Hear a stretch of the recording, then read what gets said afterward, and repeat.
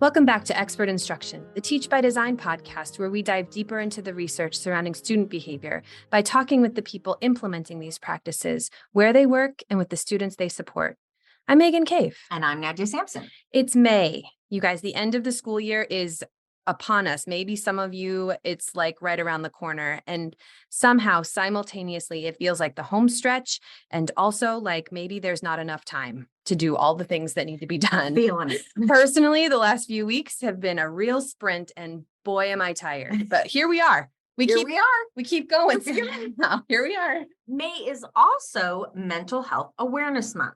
And this year's theme is Look Around, Look Within. Mm-hmm. This is asking us to all consider the places we take up space, like our neighborhoods, our offices, our grocery stores, the morning commute, schools, and how those spaces affect our mental health. Mm-hmm. Our environment and our mental health, we know this, are intricately linked. Yes, they go together, which brings us to this episode. Over on our Teach by Design article this month, we introduced to y'all the Interconnected Systems Framework, or ISF.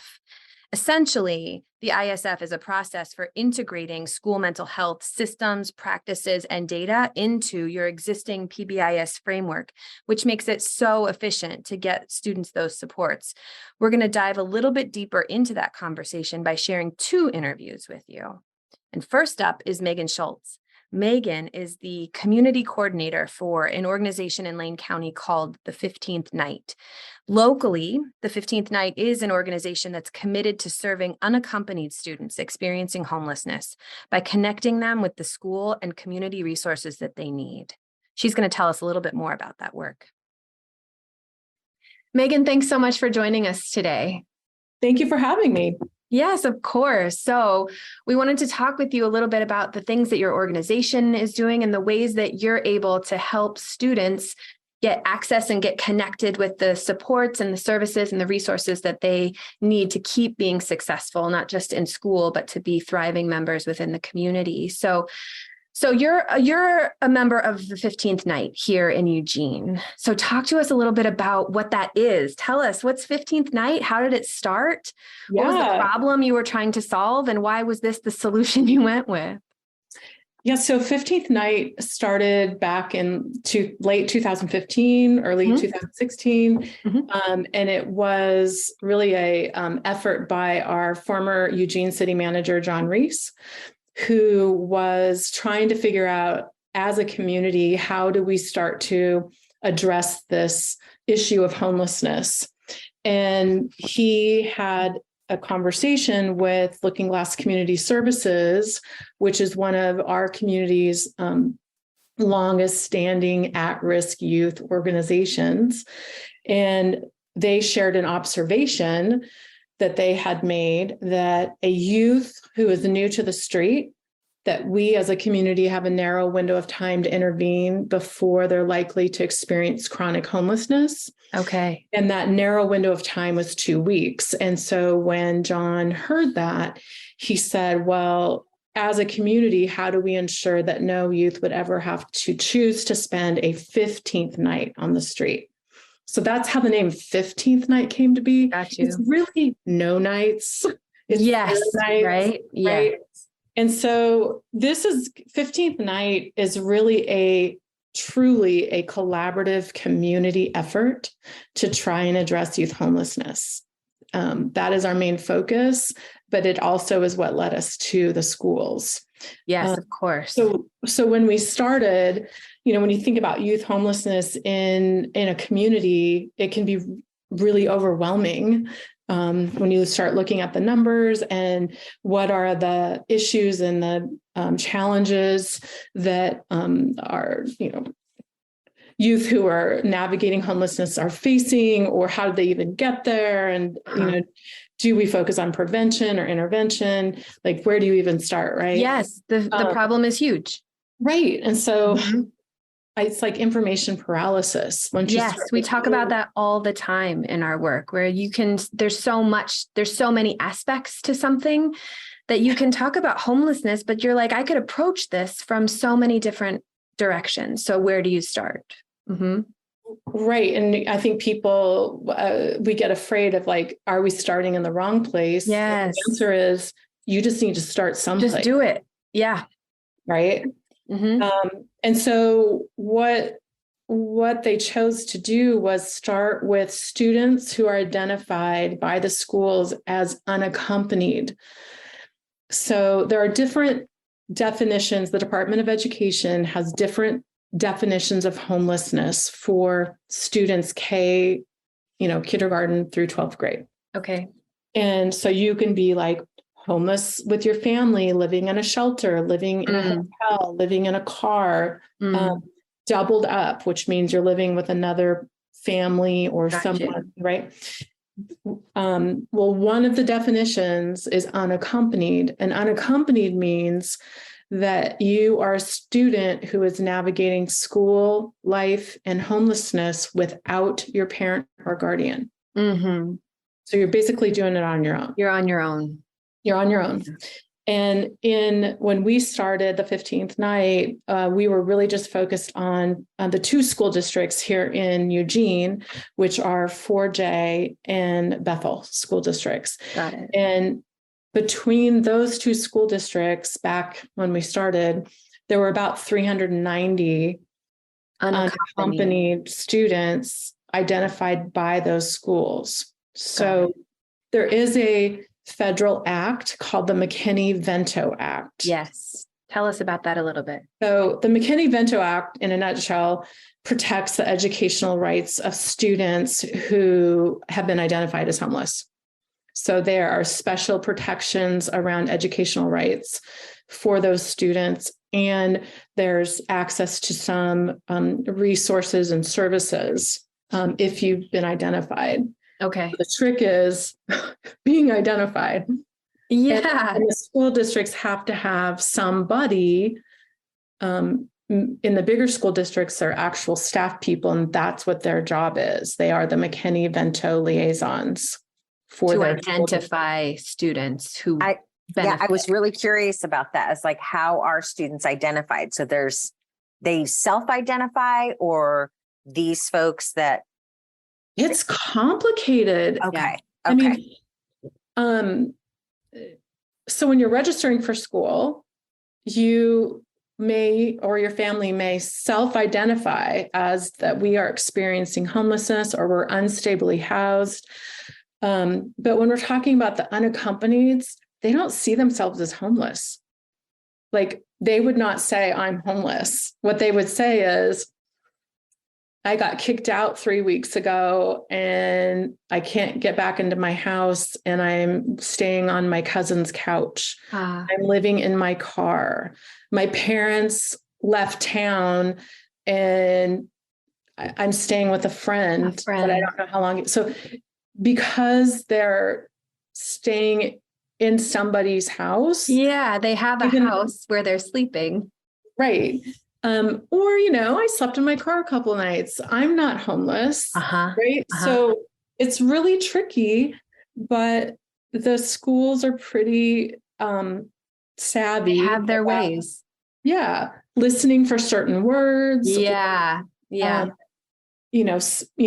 Things start happening. They're like, I wonder if that kid's, struggling, that student's struggling. So our goal was to work with the two school districts, really focused on what could the community do to support the unaccompanied students in those districts to stay engaged in school and not end up on the street. We also, the very first thing we did was put together a youth action council. I love that so much of your work has been centered and started with kids, that you didn't just try and put in place things that you thought would work, but you actually included student voice, youth voice in the work that you were doing right from the beginning. I think that was like key to the whole. It's so smart. Because you're right. Like, we may know things like professionally because of our experiences, or just, because we're adults, or intellectually, and then you find out like, that's not how it works. That's just not how it works. Yeah. You think kids. You have an idea of how it's going to go. And then Right. the kid says to you, oh, That's a you think horrible that's how it idea. happens, huh? Oh, you think that's how it happens? No, exactly. Let me welcome you to real life. Yeah. Yeah, Yeah. this It's is so my smart. reality. That's not how it works. Engaging the population that you're trying to support is critical to any of the work that we do. Yeah. Absolutely. And we have to be doing that on all levels, everywhere. Mhm. No matter who we're trying to support, we need to be talking to them. I agree. And So they listening. started, oh, go ahead, keep going. And listening. You know, we Yes. can talk all we want. Give but if them we the don't space listen, to share their story. Exactly. it's not going to make a difference. It's just, anyway. So we have a youth action council that started with us. They're still in, 6 years later, however Same long kids? later. They're not kids anymore. We do These are have like some young adults now. originals. We do have some, what they call, the OGs. Yeah. But a lot of, no, they've graduated out, Got you. Anyway, so these are students who did drop out of school and lived on the streets, I see. students who were currently in school and navigating homelessness, and then students who care about the issue, never been homeless. So allies. Oh. And we thought it was really important to understand what allies were thinking Mm-hmm. and their beliefs around their peers who may be experiencing homelessness, so that, these assumptions and beliefs that we have, some of them are right and some of them aren't. And so if we knew what they were thinking, we could help address that. And, so we have this group, they meet at least twice a month. They do a lot of work. So sometimes they meet, more often than that. Yeah. And so the first thing that group did was we asked them 2 questions. What resources and services had you known about them and been able to ask for them while you were still in school navigating homelessness may have helped you stay connected to school? And if you did drop out and you ended up on the street, same thing. What resources and services had you known about them, been able to ask for them, may have helped you get off the street more quickly and re-engage with your education? So what the Youth Action Council did was develop a survey that they took out to schools and the street, literally. Yeah, imagine. A survey on the street. And then the adults. So the other thing we did was surround that Youth Action Council with leaders and influencers and people that cared about the issue who were willing to listen and find the yes. So it couldn't be, well, that didn't work before, so we're not going to do that again, or that doesn't make any sense. It was like, you tell us what we need to do or what the problem is, and we, yes, we will figure it out. So you get the right people in the room, which really can literally be anybody. I was just going to ask, who were the adults that were surrounding this work? Well, initially it was like, and there's still, different people at the time, but like school superintendents. You immediately got buy-in from the district. We had public safety, we had, the city government, we had county, we had service providers, United Way. Incredible. Just by identifying that this was a problem and you wanted to solve it, people were like, I'm in. Yes. Incredible. Nad, don't you think that's rare? Especially at school districts? Don't you think that's rare? Yes. That there are really often jumps that you have to make in order for that to happen. That's incredible. Good for you. That it wasn't seen as this add-on initiative that it's like, nobody's got time for that. We can't do that. I think is pretty amazing. Pretty amazing. Yeah, that's awesome. Well, especially since when we started, we had no idea like what we were doing. What was it? What does it mean? What is convening these people, convening this Youth Action Council, and trying to figure it out from there.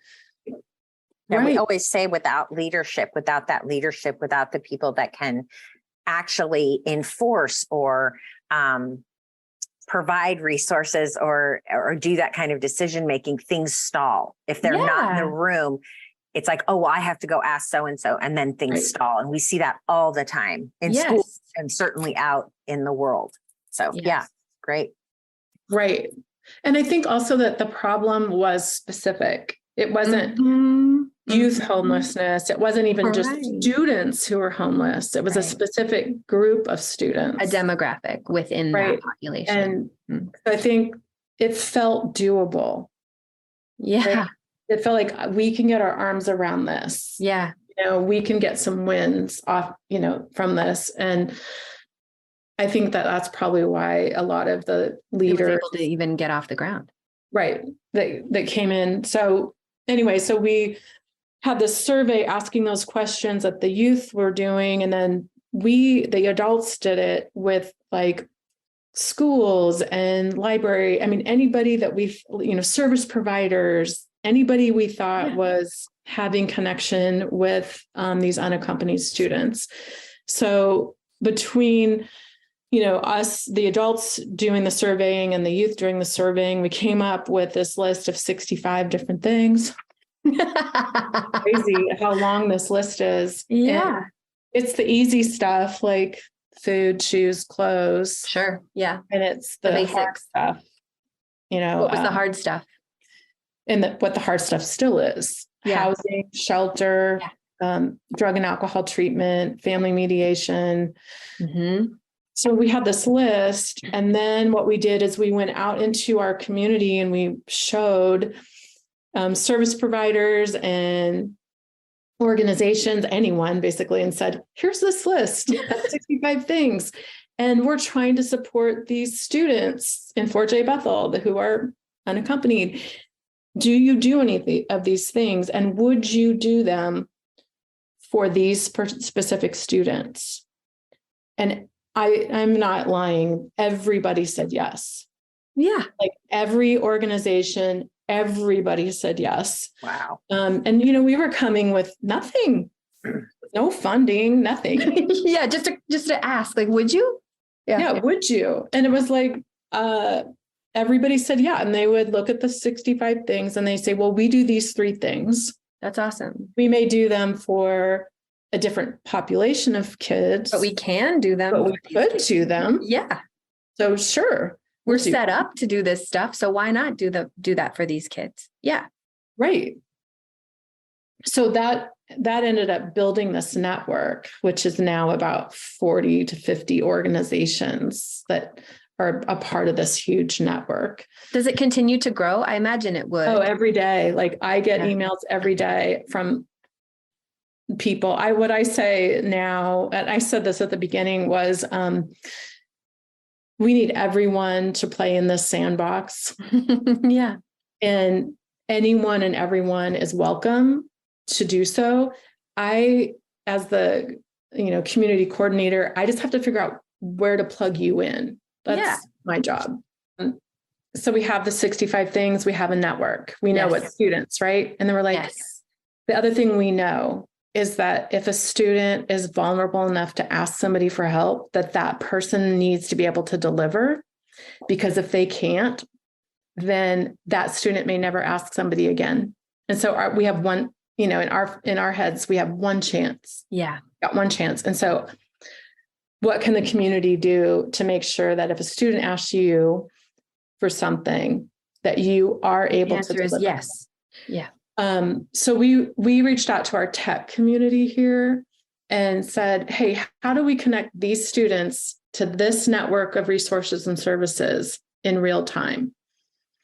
And they created some software for us that's called the Rapid Access Network, or the RAN for short.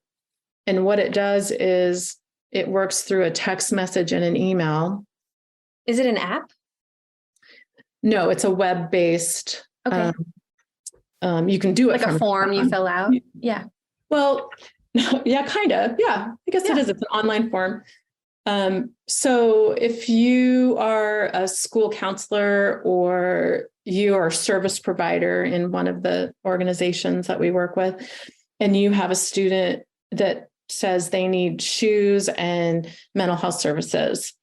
Okay. You log into the RAN, and there's no confidential information shared. So it will say 15-year-old male. Yeah. It may say the high school, like Churchill High School, Sure. Needs food and mental health services, and send. You send it, and we call an alert, and it goes to any of those organizations that said they do That food thing and mental health. Yeah. Nobody else gets it. Yeah. Just them. And then they can respond back in real time. And they'll say, hey, yeah, great. We have the student do XYZ, or I can deliver this, or we'll connect with a student about, like it just Send them happens. to me at 3:30. Yeah, it just happens in real time. Wow. So that's like automated? They click the boxes and then it goes out automatically, or someone's personing that? No. No, gotcha. Okay. It just goes. So we started, we trained about 10 people.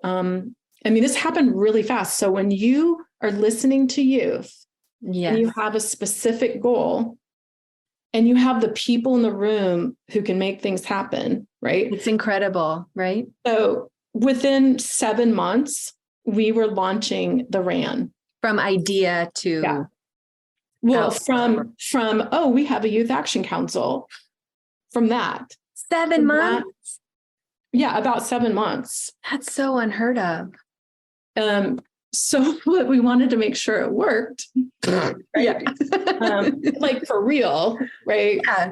Not just us practicing on it. And so we trained about a handful of people, actually from South Eugene High School. Yeah. And some community providers to use it. And I love the story of the first alert. Tell us. So the first alert was actually sent on behalf of a South Eugene student who had come into school with no shoes on their feet. It was pouring down rain. At the time, we had school resource officers in the buildings, and he went up to her and kind of was like, "Hey, what's going on?" And she was like, "Buzz off, leave me alone. I need to get to class. Just don't worry about me. Don't worry about me." And he said, "Well, if I can get you some shoes, whatever. She's just like, yeah, of course. So he sent out the first alert for shoes. Yeah. And it went to Emerald Valley Boys and Girls Club because they had a big donation from Nike. Okay. It went to Junior League of Eugene because they have some gift cards. Yeah. And it went to Looking Glass Community Services because they have, clothing closet that happen to have, shoes. So later in the day, he found her and said, "Hey, listen, I actually did get some shoes, and here are your choices." Yeah, you have options. And you have options, which is beautiful. And she said that she wanted to go to the Boys and Girls Club, Emerald Valley Boys and Girls Club. And I love that story for lots of reasons, but one of them is she'd never been to the Boys and Girls Club. And he actually took her. The school resource officer took her. Yeah. He took her. And so now she knows where it is, that it's a safe place that you can go. She's met a couple people at the, Boys and Girls Club, and then she got to pick out her own shoes, right? Yeah. Plus, later, now she knows the school resource officer was a safe person. And, it was shoes at the beginning. It wasn't shoes the next time. It was something harder the next time. Yeah. And that's the beauty of the RAN. It's like, we hope that you have options, that it's immediate access, and that you can learn to trust enough that when it is the hard stuff, you can ask for the hard stuff. I think what you're doing is connecting kids to their larger school-wide community in ways that are super meaningful so that they can continue to be thriving members of that community and reach out when they need more help. And I think that's really wonderful. Yeah. One of the things that I'm just thinking about as you're talking, Megan, is Megan Schultz, is Yeah. MS. Is one of the things that I'm hearing too is there aren't these contingencies set up. It's like, you need shoes. I'll get you shoes. We're just going to get you shoes. You don't have to prove to me that you're going to come to school tomorrow, that you're going to go to all your classes. You're going to do this, that. It's like, you need shoes. I'm going to get you shoes. Yeah. And I think that can be a huge barrier for kiddos. It's like, we tell students a lot, well, you're going to have to do this for me if you want this. And which to me, for basic essential needs, especially, like, that's insane. Yeah. Like, that's insane. Yes. Right. So I think that's so important. And I'm hearing that, especially when you're talking about public safety officers, where the experience may be very different for students. And what an eye opener. So anyway, just really inspiring. And I'm still amazed. I'm just kind of reeling from how this is a real thing. This is a real thing. Yeah. Well, so, so out in the community, and this still is true all these years later, we are still focused on our unaccompanied students, right? But once we got the RAN up and running back to the Youth Action Council, we're like, okay, what's next? What do we need to do? Build on the win. Yeah. They said, well, you need to get into the schools and you need to help people understand what's helpful and what's hurtful when you are a student who's navigating homelessness. Okay. So we need to get into the schools. Well, what does that look like? I don't know. I have no idea. Yeah. So what we did is I just started knocking on, principals' doors. Just show up. Hi. Megan, 15th night, Youth Action Council. And of course, this is craziness, right? Especially during the school year. Mm-hmm. And South Eugene High School principal, who's now our 4J superintendent, but was then the principal, Dr. Andy Dye. He said, I'm game. Let's figure this out. Okay. Let's figure it out. And what we figured out right away is that whatever we did in the school had to be for any student who needed anything for any reason. It doesn't matter why you need it, including you do not have to be homeless. Yes. We call that a universal support, Megan. Okay. Universal support. There's a name for that. Okay. Good. We call it in our world that just by showing up and being a member of our school, this is the kind of thing that you get. Yeah. Okay. And you receiving that support doesn't automatically mean you're homeless or you're this or you're that, because it's a universal support. It's available to everyone. Has access. Mm-hmm. Yes. Oh, well, I'm so glad to have a name for it. Thank you. Seriously. Yeah. It's universal support. Who knew that? That's what we were doing, but that's what we were doing. And so, okay, great. It's going to be anything, you need anything for any reason. I'm like, well, what do you have in your school? What resources do you have? Mm-hmm. Yeah. Well, nobody knows. Like nobody. We've done this work that I'm going to explain. Okay. In every high school in 4Js, Willamette, Bethel, Springfield, Crestwell, Mapleton, like doesn't matter. Yeah. Nobody knows. There's not one person in the school that knows all the resources and services that are available to students in their school building. Yeah. And so what we did was we just started interviewing people. We just posted up. What do you know is available? Yeah. To everybody, like the librarian, the, cook, the football coach, the math teacher. And we would just say, tell us what you know. And we're just making a list. What do you wish you had that you don't have? Good question. For your students. What a good question to ask them, because I bet every single one of them had an answer for you. Yes. What do you wish you had that you don't have for your students? And so you ask these two questions and you learn so much. Like you don't even, they just tell you everything. Yeah. Because somebody's listening and somebody's listening like, I can't do anything. Sure. But I can write it down. I can write it down. Yeah. We can see how you could get it. Mm-hmm. Yeah. So what that did for us is it helps us, oh, wow, actually schools have a lot of resources and services in their school buildings. Yeah. So we take the RAN technology and we put it into South Eugene High School, and we train any and all staff that want to know how to send alerts on behalf of their students for their own school-based resources. Yeah. So it's contained within the high school. It's all these alerts are going out for South Eugene High School students, connecting them to the resources that already exist in their building. Incredible. So that's the RAN, the Rapid Access Network. And then what do you do with the things that they said that they wanted or they needed? Yeah. Right. And what we know from doing all these assessments is that mental health and food are always the top two. Yeah. It's always.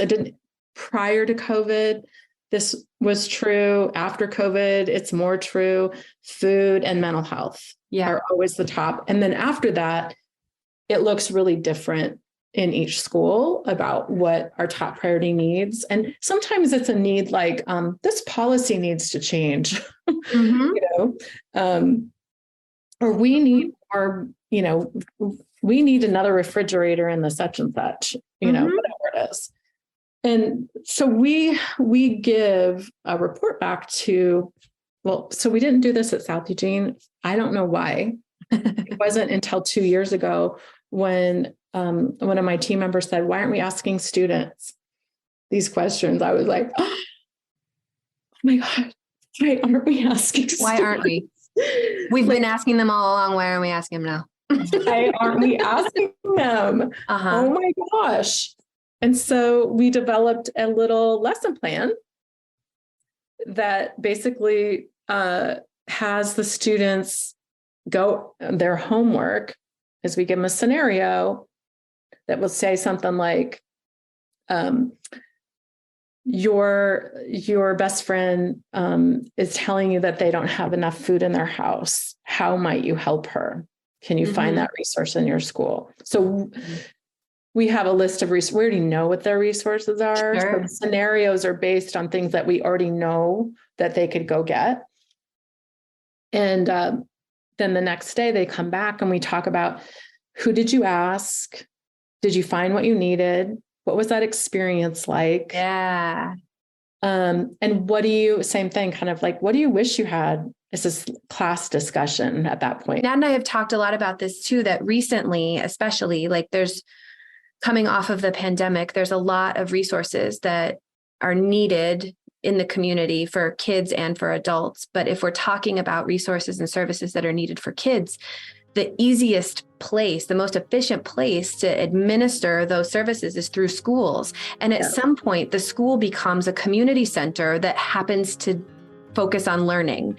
But all of these different people that are trying to get access to these kids in order to give them the services that they need. And when we deliver those services through schools, kids are more likely to see them through and to actually complete them. Okay, so by developing the RAN, 15th Night has really busted through a giant barrier, which is not only to identify the list of services available, both in school buildings, but as well as in the community. Yes, right. But they've taken it a step further by empowering educators with the ability to alert those service providers directly when a student needs help, needs their support. Exactly. Last year, they had 640 alerts go out for students requesting support. That's 640 requests students may not have made in the first place or without the RAN, let alone had fulfilled. Exactly. That's huge. That's such a big deal. And at this point in our conversation, we asked Megan about the ways that she's seen mental health providers engage in the building, like physically in the building.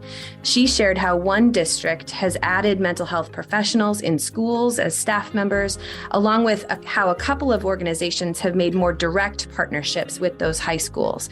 And all of that is so great, and they're all providing services and support that students need. And we also know that the opportunity is there to take those partnerships one step further by integrating those services more directly in our school, like actually putting people from those places on our teams who are making decisions that affect the student outcomes that we're trying to achieve. And that is where the interconnected systems framework comes in. So we invited Kelly Perales, a co-director of the Midwest PBIS Network and an implementer partner with the Center on PBIS, to join us next, because we had questions about how ISF and PBIS work together. Totally. And Kelly was the one that was going to be able to help us out and figure it out. Yes, illuminate us all, Kelly. Well, hey, Kelly, thanks for being here today. Thank you for having me. Yeah, we're excited to talk to you. Nad and I have been doing some reading and researching about the interconnected systems framework, which we are only going to refer to now as ISF. All right.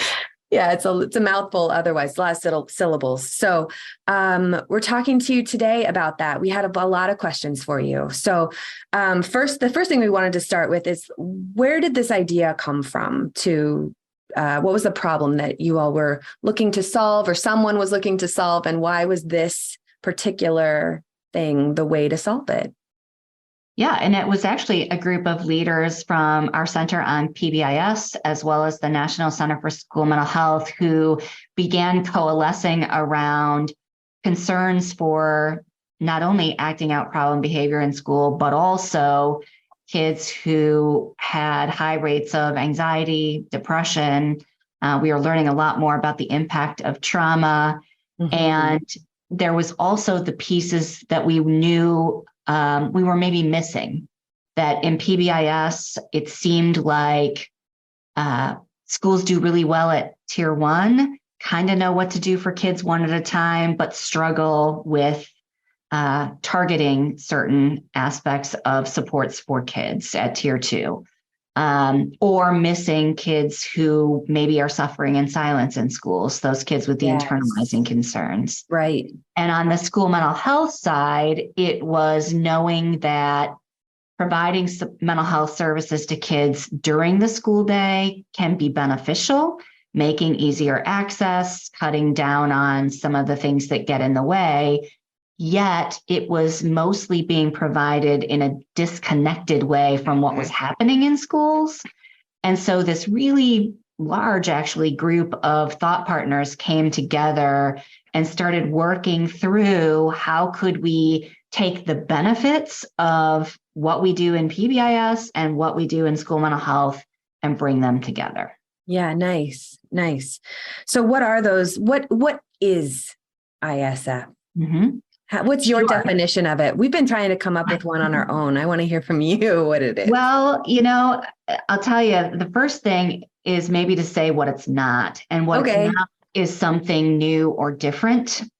It's really meant to be a process for leaders with authority to come together and make decisions about how people spend their time, policies, funding, how to address confidentiality, all using the core features of our evidence-based multi-tiered system of support.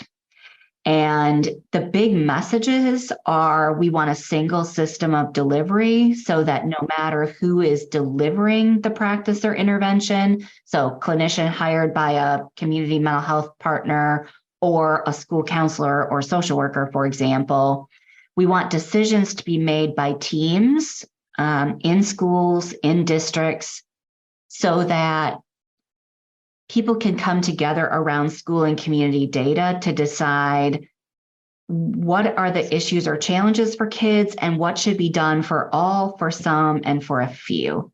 So using data to select the interventions, and again, no matter who facilitates it, having progress monitoring data, having coaches to ensure fidelity of implementation. And so even if you're not employed by the school district, people are coming together on teams to work in that way.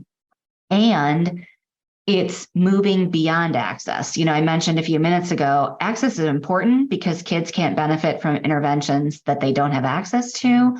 However, historically in mental health, that's kind of what we counted. How many kids showed up for their appointments. And so instead we need to say, whatever the presenting problems are, did things get better?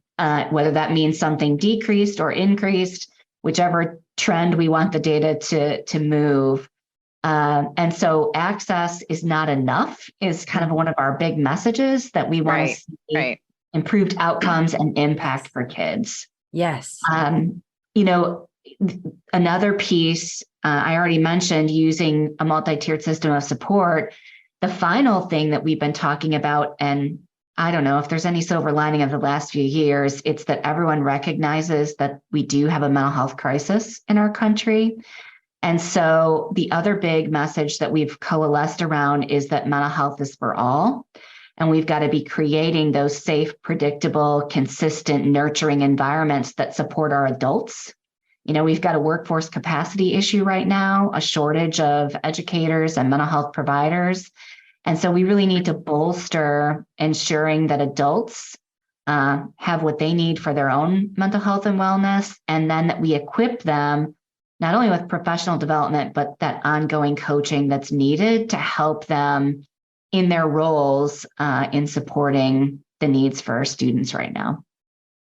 Got you. Kelly, quick question. So I don't know if this is a quick question and we might need to put it somewhere else.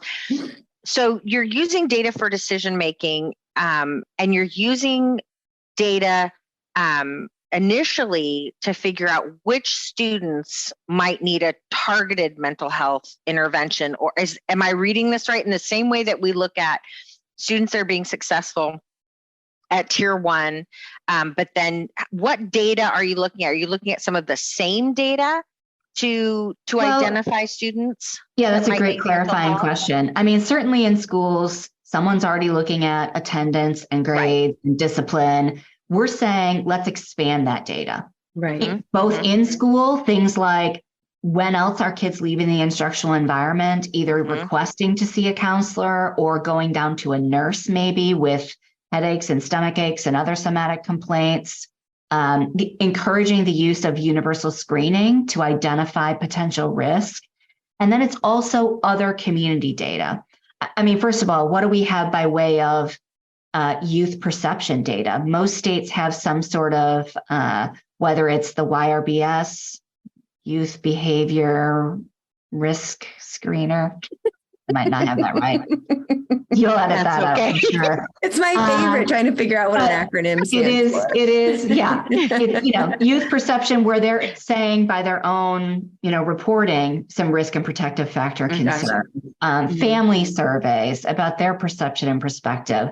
And then community data like, what are the rates of kids going to the emergency room for mental health crisis? What are the rates of housing insecurity, food insecurity, unemployment in the community? What other risk and protective factors, where are kids spending their time when they're not in school, that can help teams to sort of say, what are we dealing with here, right? Yeah. Do we need something for all kids, or should we target a certain subset of the population for some extra support? What we do know for sure is we are not going to solve this one kid at a time. The magnitude of need is so high. And we wouldn't do that for academics. We wouldn't say if kids are struggling to read on grade level, let's just hire 12 more reading specialists. Right. That's not what's happening. And we can't do that when we're talking about mental health concerns either. I think right now that's kind of what people are turning to. Let's hire more clinicians. Yes. And no one would argue we don't need more professionals yet. I don't know where they're coming from right now. And even if we could hire all the people we desired, it will be insufficient if we don't address the system level work. Yes, I agree.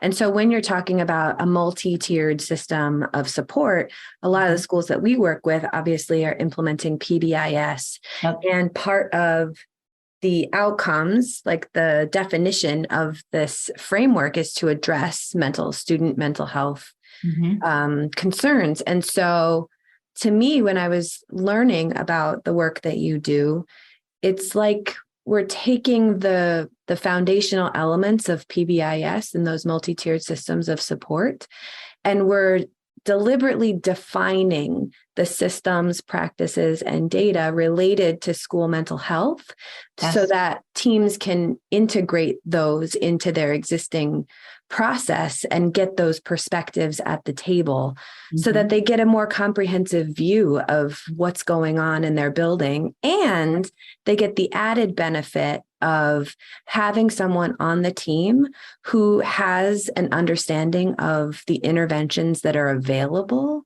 to kids and to adults, in order to get everyone access to the things they need, maybe a little bit more efficiently. Does that seem fair? Yeah, absolutely. And, it also moves us away from, if there is a clinician or other people coming in from the community to provide supports in some way, that it's, this co-located model where maybe someone has a caseload of kids that they see on Tuesday and Thursday. Yes. Depending on the individual, that's how much communication or collaboration there is with a teacher or parent or others. It's being very intentional about the shared decision making, the shared, these are the skills that we're going to teach in this intervention, and everybody knows what the words are and what to look for and how to prompt, et cetera, so that there's transference and generalization of those skills into the classroom. Yeah, the things that you're saying are really resonating with what we heard from Megan in when we talked to her, which is that schools are really, they're really community centers and where learning happens. But there's also people, these are whole people that are showing up to these spaces that have a whole set of things that they bring with them and resources that they may require. And so why not bring people whose very special skill set addresses a specific set of needs into the fold and include them in the process that you already have going on. It makes a lot of sense to me. Those siloed efforts really become part of a teaming effort and part of an overall effort, which I think is critical. Yeah. Yeah. Because then it makes it clear that the supports that the mental health clinician is providing are having an impact on the things that the behavior team is looking at, or that the academic folks want to see. So it really just removes any of that filter and says, let's all talk about it in the same room. We're talking about it in our individual spaces. Why not come together so that we can learn from each other about how we could do this differently or better? Yep. I think that's really smart. I think you're really smart, Kelly. Well, that is a team of a lot of really smart people. We think you're all pretty smart. Yeah, we do. We do. Something that I was reading, because this is such an area that I do not have a lot of skill talking about or information about. As I was reading some of the articles that you all have written, one of the things that really stuck out for me that seemed to make a big bit of difference is that district level team, that district community leadership team. That's right. And you talk about the work that happens at the district level that then filters down and makes everything that happens at the school level work so much better. Sure. Yeah. And I think maybe I'll start with some of the points you were just making. In doing work in this way that we're talking about, it probably can help with efficiencies and effectiveness. And it's really hard to do because it requires change. Yeah. And us as adults, it's very hard for us to change our habits and the way that we're accustomed to doing things and what we're comfortable with. And so we say a lot, we can't leave this to schools alone to figure out. And districts don't tell each school in their district, you pick the reading curriculum you want. You decide how you want to identify kids who need extra help with math. That's not what happens.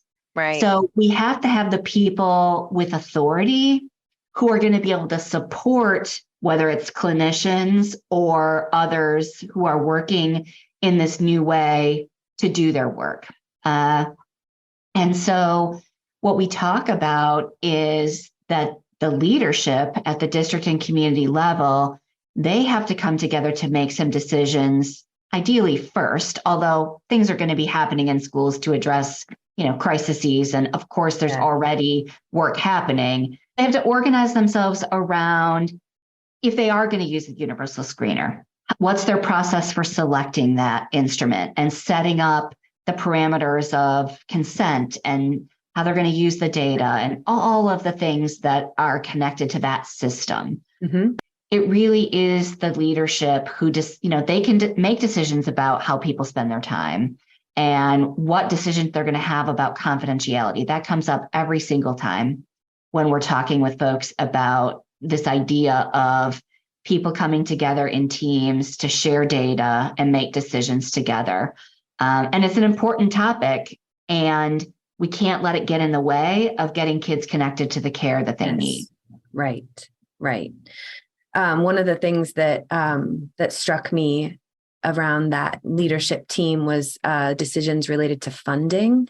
Mm-hmm. And in the example, the idea that a mental health clinician might be in a school making decisions about how they can work with someone or how much time they could related to funding and billable hours. And so to remove that barrier would be a huge thing, it sounds like, because now you've got a district and a state saying to these agencies, look, we're going to set aside this funding and it's for you. And that means that your clinicians can go into the building this many hours and do whatever it is that needs to happen to be collaborative in their work. So they can work with teachers, they can work with students, they can work on teams. But that this idea that funding would somehow be this primary sticking point would be a huge problem, right? Because those decisions don't happen quickly. Right. No, and it absolutely is. In mental health, it's a fee-for-service model. Yes. And so when we do start talking to mental health providers about having a clinician sit on a team, that comes up every time. Of and course. It's not a client where we can bill for that time. I'm not sure how we're going to make that happen. And so that's when we sort of say, we've got to kick it up a notch. We're talking about here district and community leaders, and sometimes they have to turn to whom at the state level are the, again, decision makers, the policy makers, the funding streams to kind of figure out what needs to shift in order to remove that piece of the puzzle that's getting in the way of what we're describing here. Because you're talking about school community partnerships at a totally different level. We're talking about real partnerships, and that leadership makes that possible in a different way. Yes. It's not just, we're going to ask this group over here to do this. It's like, no, we're going to be partners in this and bring these two things together. To me, that's so much more inclusive. It's really been interesting to think about that and to consider what that looks like, how that looks different than I think traditionally when we talk about community school partnerships like that. To me, this looks different. Right. We're talking about true collaboration that's shared decision making, as opposed to I tell you what I'm doing, you tell me what you're doing, and then we go back in our corners and do it. Yes. You said it much more succinctly than I did. That's just practice, Nad. That's just, lots of times of having that same conversation. That's great. Because it's true everywhere. I mean, and people are doing the best they can with what they know and what they have. It's people are well-intentioned. It's just, everybody's in their own kind of world doing their thing. And we're trying to say, I think we could be more efficient and effective here.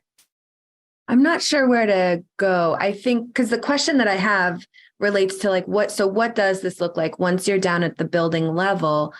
What does this look like? Because we know about teams, right? We talk about teams and using data for decision making all the time over here. It's one of our favorite topics. And so in my mind, I'm thinking, okay, if we're doing this, who do I see that's new at the table? We've talked a little bit about some of the data sources that would be a little bit different, that would be coming up, that would need to get, folded into the conversation. Mm-hmm. So what does this look like in practice? What have you noticed on teams? How do they work differently in schools where a mental health person is embedded on the team versus not? I think people need to be prepared for in schools when working in this new way. They have to be committed to the long game. Right now, I hear from folks all the time.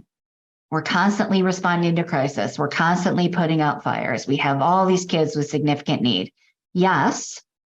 And the more people can commit to some time, effort, and energy in bringing a multidisciplinary team together to look at data and make decisions in this way that we're talking about, over the long haul, they're going to see a reduction in kind of what they're talking about in terms of crisis, because they're able to focus on that continuum of interventions that's going to meet the need of their students over time. And so, I think folks have to be ready to roll up their sleeves, get a little uncomfortable, put in some time, effort, and energy, because in the end, they also might be thinking about what are a few things we can do really well that's going to help impact the need, as opposed to schools are pretty quick to say, here's a problem, throw a solution at it. Here's a problem, throw a solution at it. And then when we ask them to kind of examine what they're doing and what's working and what isn't, it's pretty eye-opening that maybe they're not being, it's that whole idea of working smarter, not harder. Yeah. Maybe there's some opportunities to align, integrate, and even eliminate some things that they're doing currently. Got you. The thing that I really liked about some of the research that I was reading related to this is the impact that good coaching seems to have had on every team, not just schools implementing ISF, but on schools that also were PBIS only or PBIS plus having a mental health professional on staff, but not integrated in their team, that everyone from between year 1 and year 2 saw an improvement in their practices as a team, because they got some really good coaching in between related to turnover. And that I would imagine that just gets to be even more when you're talking about integrating these supports, that a coach who understands how this can be helpful, and the both worlds of things, both the school and the mental health side of things. If you've got someone that can do the translation for folks and help bring people along and up to speed, the impact seems really large. And so I just don't want to lose track of the fact that the coaching that these schools got was significant. It had a real impact on what they were able to do. It's significant, and I hate to say it feels required, but it kind of it absolutely should be. There's so much happening inside of our schools, and it's very easy for schools. We get started at the start of the year and everybody's excited and there's lots of momentum, and then lots of stuff happens, and, things that aren't paid attention to or monitored or evaluated kind of get lost in the shuffle while other priorities are coming to the forefront. And again, people have good intentions, yet something's got to give. And so it's the coaches who can stay at the table, keep encouraging folks, help support them with whatever facilitation they need to move along with that process of, that PDSA cycle. Use your data, put a plan in place, check to see if you did it. How did it work out? Where do you need that continuous improvement process? And, that's really the role ongoing of coaches. And so I do think it's a really critical piece of the work. I agree. It shows, research shows, doesn't it, that good coaching leads to sustained implementation over the long haul for all of those reasons you just mentioned. Yep. So if I'm a school and I'm all in, I want to do this. What do I do? How do I do it? What's my first step? Where would you recommend I go with this new information? Like, we should be doing this. Yeah, sure. I mean, it's of course, go to your leaders, right? To your superintendent or your supervisor or whomever. And it can be helpful to take something with you. So again, I would encourage people to go to the mental health webpage at pbis.org. Yeah. I mean, there's a little 4-minute video. We have 3 fact sheets that are kind of a couple of pages with some really good information. Take one of the TA briefs with an example from another school. And the other thing I would say is have some compelling data. Schools have a lot of things that are mandated by their state departments of education, things that they're wrestling with in terms of finding what are they going to have as their priorities. And so they have to see, as well as partners from the community, what's in this for me? How is changing the way we work or finding opportunities to collaborate in this way going to be useful to us? How's it going to help us help our students? And so sometimes having a compelling data point can, together with here's some information about the ISF, can help leaders understand the value in why they should consider going on this journey. Yeah. I think too, it's not an add-on. It's something we've known. If you're a school that is implementing positive behavior support, we've always known mental health needed to be a part of that. We're reconfiguring what that looks like to make it more effective and efficient. So it's not an add-on. It's like, let's do this a little bit differently. Let's make this something that's more efficient and effective. And so I think thinking about it that way and presenting it that way can be really helpful when you're talking to people who are, as we know, educators feeling overwhelmed, overtaxed. It really is about working smarter, not harder. Yeah, for sure.